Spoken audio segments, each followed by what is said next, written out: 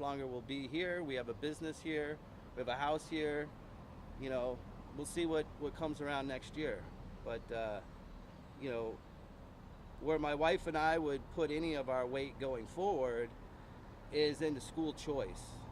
We don't support the public school system in any state, why it's, you know, being ran by these radical teachers unions.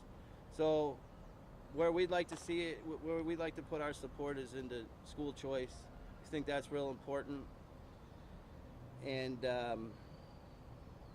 you know, and to continue, you know, supporting other moms and dads that unfortunately run into these problems.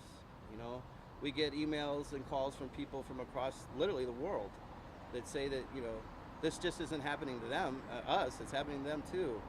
You know, I, you know, got the you know, this became so in the spotlight that, you know, it was me. I had to do it.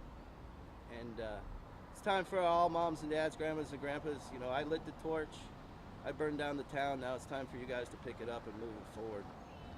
So going back to that day and this happening,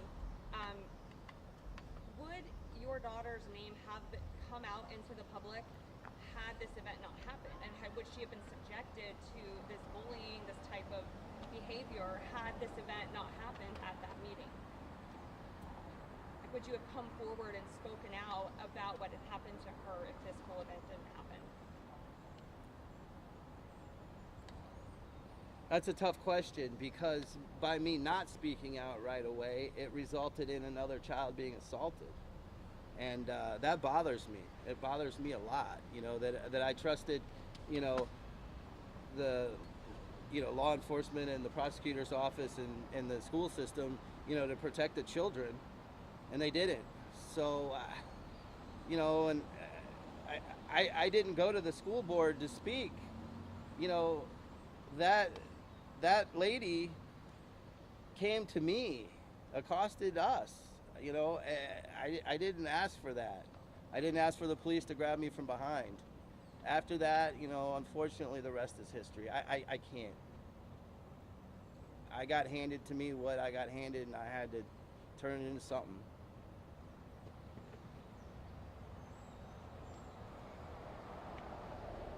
Always late. I got sent from Alexandria. So I'm sorry, sir. Anything else you want to say?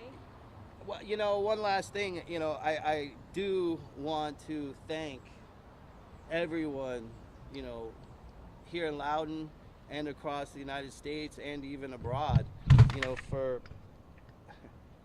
all your support. One thing that I want to make real clear is that, you know, my faith in God has strengthened so much in the last 2 years that, you know, I can't help to believe that he didn't have something to do with this, and, you know, maybe he picked our family to you know, bring this to light. Maybe he knew we were strong enough to handle it. I don't know. It's hard to say. I guess, and the last one that I have, with the other student that was obviously assaulted by the same person, have you kept in contact with that family as well? And, you know, kind of, it's unfortunate, but being able to move forward as you brought this case to light. Yes. My wife is in contact with the family, and I believe that even my daughter talks to the other student from time to time. You know, it was a real bad tragedy for both of them, and you know, it just, it's time to end. We need this to end. And sir, and I apologize, just getting here now, but just Who are you with? DC News Now. Gotcha. Your reaction to what the governor did? I mean, my reaction is that I'm thankful for, you know, him giving me an off-ramp to a politicized and weaponized justice system. I would have liked to win this on my own merit in court, but I don't think here in Loudoun County, unfortunately, that's possible right now.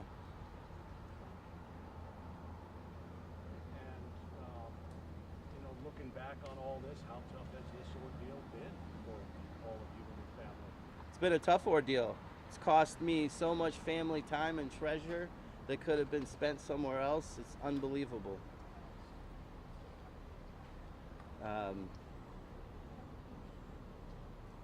You know, we're gonna have to. In order to make ourselves whole again, you know, we're gonna have to settle some lawsuits, and that's gonna be another battle, and it's very expensive.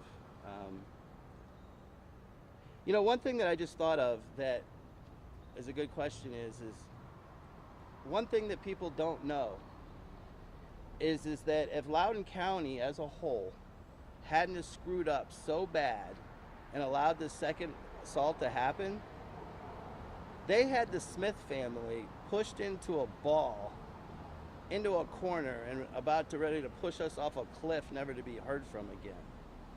The only thing that brought this to light and brought any resources or any accountability or any justice whatsoever is that a mistake, and that is terrible as well. All right, brother. You good?